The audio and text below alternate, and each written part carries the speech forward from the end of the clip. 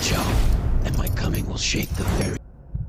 کیا آپ نے کبھی سوچا ہے کہ جب دنیا میں ظلم، ناانصافی اور فتنے اپنی انتہا کو پہنچ جائیں گے تو کون ہوگا جو انسانیت کو ان تاریکیوں سے نکال دے؟ اسلامی روایات کے مطابق اس وقت دو عظیم شخصیات کا ظہور ہوگا، امام مہدی اور حضرت عیسیٰ علیہ السلام۔ ان کی کہانی محض ایک پیشن گوئی نہیں بلکہ امن اور انصاف کی ایک امید ہے، جن کی بدولت ان فتنوں کا خاتمہ ہوگا اور حق کا بول بالا ہوگا۔ دوستو، قیامت سے قبل یہ دور فتنوں کا دور کہلائے گا۔ ہر طرف فساد، ظلم اور ناانصافی کا راج ہوگا۔ حق و باطل کے درمیان تمیز کرنا مشکل ہو جائے گا۔ ایسے میں اللہ کے حکم سے ایک عظیم شخصیت کا ظہور ہوگا جنہیں امام مہدی کہا جاتا ہے۔ احادیث کے مطابق امام مہدی ہمارے پیارے نبی حضرت محمد صلی اللہ علیہ وسلم کی آل میں سے ہوں گے۔ ان کا نام محمد ہوگا اور ان کے والد کا نام عبداللہ ہوگا۔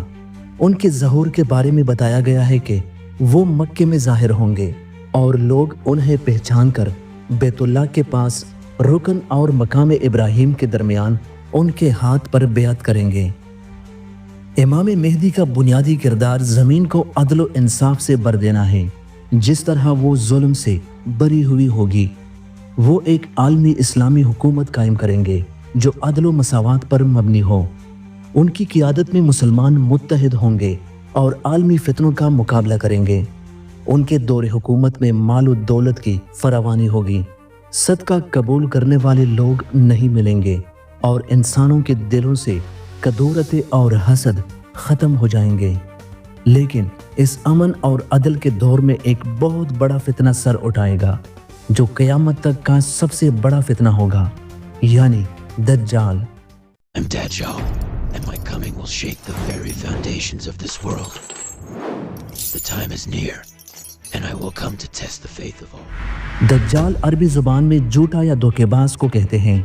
وہ ایک آنکھ والا ہوگا اور اس کی پیشانی پر کاف فا را یعنی کافر لکھا ہوگا جو ہر مومن پڑھ سکے گا۔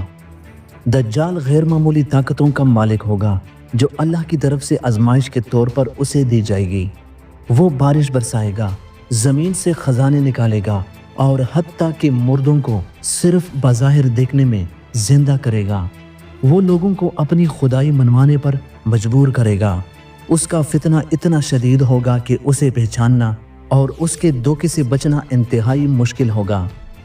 نبی کریم صلی اللہ علیہ وآلہ وسلم نے فرمایا کہ جو شخص اسے دیکھے تو وہ سورہ کاف کی ابتدائی 10 آیات پڑھے تاکہ اس کے فتنے سے محفوظ رہے۔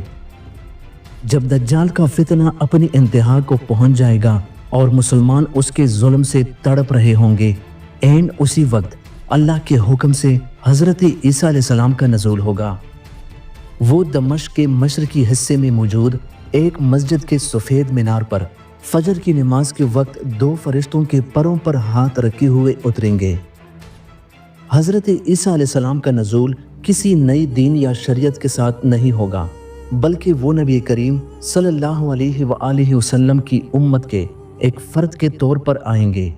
وہ امام مہدی کی امامت میں فجر کی نماز ادا کریں گے، جو اس بات کی علامت ہوگی کہ آپ کا شمار امت محمدیہ میں ہوگا۔ دوستو، حضرت عیسیٰ علیہ السلام کا اولین کام دجال کو قتل کرنا ہوگا۔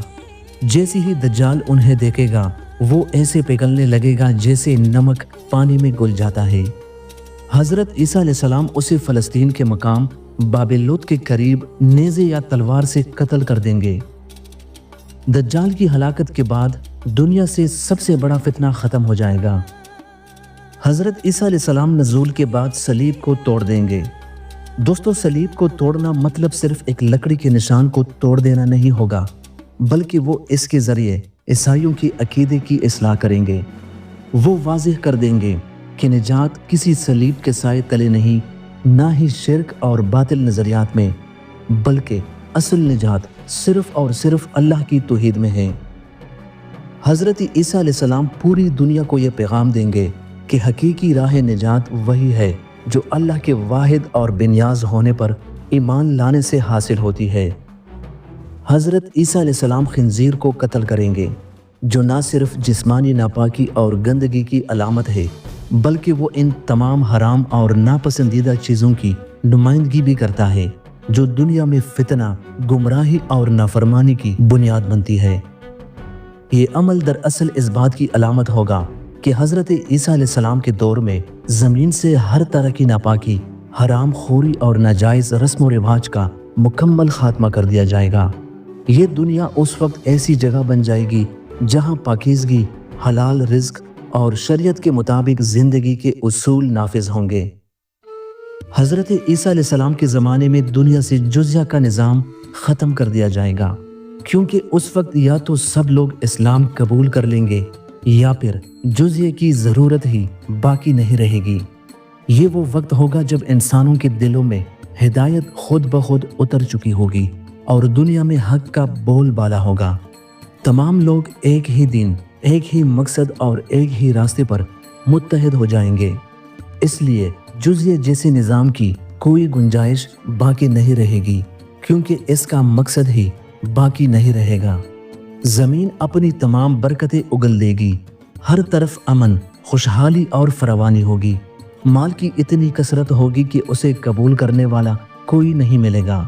زمین کے خزانوں کے دروازے کھل جائیں گے، فصلیں پہلے سے کہیں زیادہ اگیں گی، درخت پلوں سے لد جائیں گے اور رزق اس قدر عام ہو جائے گا کہ لوگوں کو اپنی ضرورتیں پوری کرنے کے لیے محنت بھی نہیں کرنے پڑے گی۔